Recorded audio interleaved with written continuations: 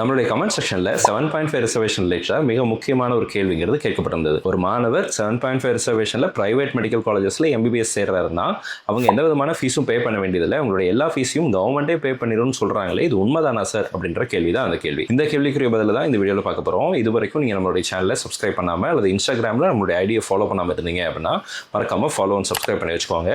And இந்த வீடியோவை save பண்ணிவிட்டு உங்களுடைய நண்பர்கள் யாராவது கவர்மெண்ட் ஸ்கூலில் படிச்சுட்டு இருக்காங்கன்னா அவங்களுக்கு மறக்காமல் ஷேர் பண்ணிவிடுங்க. முதல்ல இந்த 7.5 ரிசர்வேஷன்னா என்ன அப்படிங்கிறத பற்றி பார்த்துடலாங்க.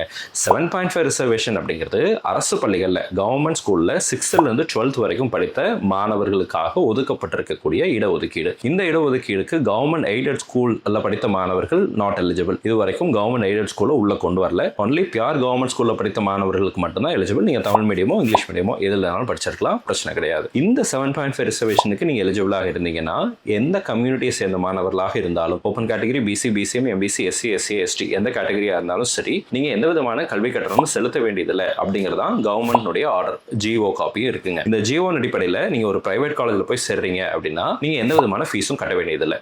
கவர்மெண்ட்டே உங்களுக்காக ஃபீஸ் ஃபுல்லாக பே பண்ணிடுவாங்க. ஆனால் சில ப்ரைவேட் காலேஜஸ் உங்ககிட்ட நீங்கள் சேரக்கூடிய கல்லூரியினுடைய கல்வி கட்டணத்தை சார்ஜ் பண்ண மாட்டாங்க. டியூஷன் ஃபீஸ் உங்ககிட்ட வாங்க மாட்டாங்க. ஆனால் ஹாஸ்டல் நீங்கள் ஸ்டே பண்ணுறீங்க அப்படின்னா ஹாஸ்டலுக்குரிய ஹாஸ்டல் ஃபீஸு, மெஸ் ஃபீஸு, இந்த மாதிரி ஃபுட் அண்ட் அகாமடேஷனுக்குரிய charges and some extra charges இதை மட்டும் சார்ஜ் பண்ணுறதுக்கு வாய்ப்புகள் அப்படிங்கிறது இருக்குது. சில காலேஜஸ் இந்த மாதிரி பண்ணிட்டு இருக்கிறாங்க. ஸோ ஒரு கல்லூரியை சூஸ் பண்ணுறதுக்கு முன்னாடி அந்த காலேஜில் எக்ஸ்ட்ரா ஃபீஸ் எதுவும் வாங்குறாங்களா இல்லையா அப்படிங்கிறத மட்டும் தெரிஞ்சு வச்சுட்டு அதை உங்களுடைய சாய்ஸ் லிஸ்ட்டில் வச்சுக்கிட்டீங்க அப்படின்னா அதில் நமக்கு எந்த விதமான பிரச்சனைகளும் வராது. கவர்மெண்ட் காலேஜில் நீங்கள் படிக்கிறீங்கன்னா எந்த விதமான ஃபீஸும் கட்ட வேண்டியதில்லை. பிரைவேட் காலேஜை மட்டும் விசாரிச்சுட்டு அதுக்கு தகுந்த மாதிரி சாய்ஸ் ஃபில்லிங் பண்ணுறது அப்படிங்கிறது நல்லதுங்க. இந்த வீடியோ உங்களுக்கு பிடிச்சிருக்கும்னு நினைக்கிறேன். பிடிச்சிருந்துச்சு அப்படின்னா மறக்காம வீடியோ லைக் பண்ணிடுங்க. அண்ட் சேனல் இது வரைக்கும் சப்ஸ்கிரைப் பண்ணல அப்படின்னா மறக்காம சேனலை சப்ஸ்கிரைப் பண்ணி வச்சுக்கோங்க. All the very best and thank you so much. வேறு ஏதாவது கேள்விகள், சந்தேகங்கள் இருந்துச்சு அப்படின்னா கீழே கமெண்ட் செக்ஷன் டைப் பண்ணுங்க. அடுத்தடுத்த வீடியோவில் அதற்குரிய பதிலையும் பார்க்கலாம்.